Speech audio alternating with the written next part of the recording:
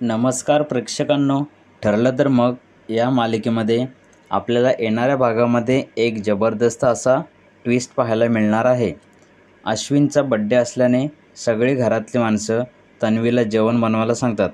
तर कल्पना म्हणते, अगं तन्वी, तू बनवशील ना सगळं जेवण? तर पूर्णाजी बोलते, का नाही बनवणार? कोणतीही बायको आपल्या नवऱ्यासाठी त्याच्या बड्डेच्या दिवशी काहीही स्पेशल बनवतेच। त्यानंतर तन्वी विचारते की काय आहे मेनू? तर कल्पना बोलते की काहीही बनव तुझ्या आवडीचं। तर प्रताप बोलतो की असं कसं, अश्विनच्या आवडीचंच जेवण बनव, त्याला जिरा राईस, बुंदी रायता, पनीर कढाई, आमटी आणि खीर।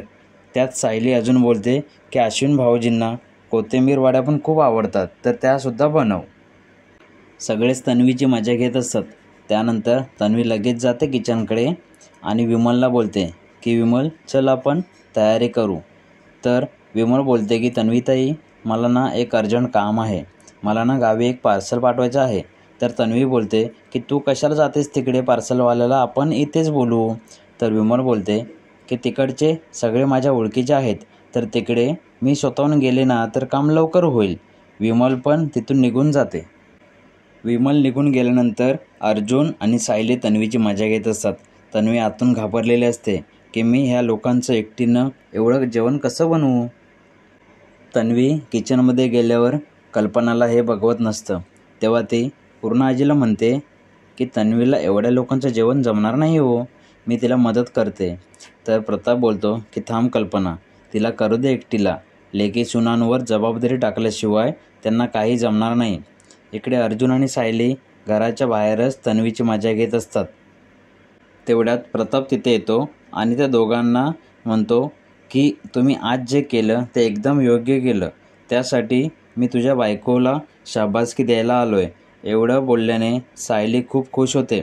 अर्जुनला खरंच वाटतं की ते दोघे खरंच बाहेर जाणार होते फिरायला म्हणून, पण सायली बोलते की असं काही होणार नाही आहे, बाहेर जायचं नाही आहे, फक्त मी नाटक करत होते।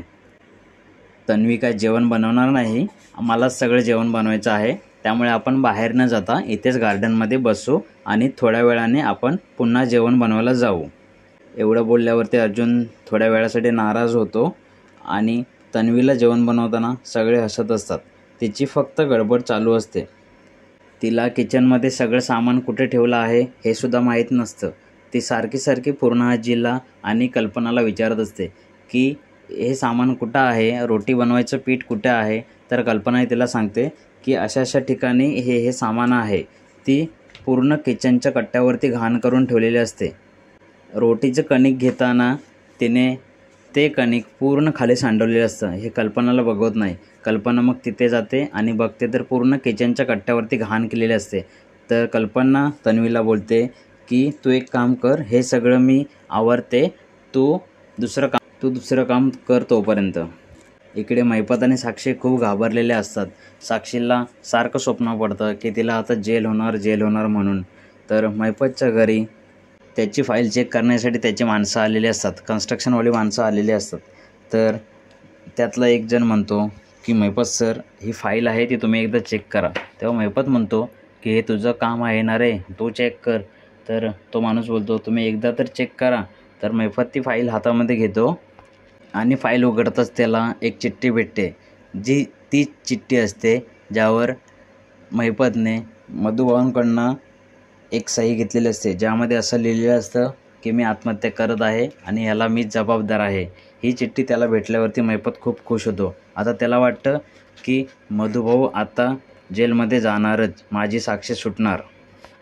त्याला एवढा आनंद होतो की तो नाचत असतो त्याच्या फेवरेट गाण्यावरती, आनंदी आनंदगडे इकडे चिकडे तो इकडे। तर आता येणाऱ्या भागामध्ये आपण पाहणार आहोत पुन्हा उद्याच्या भागामध्ये की आता पुढे काय होणार आहे ते। उद्यासुद्धा एक जबरदस्त ट्विस्ट असणार आहे, तेच पाहण्यासाठी तुम्ही चॅनलला सबस्क्राईब करा, व्हिडिओला लाईक करा, शेअर करा। धन्यवाद।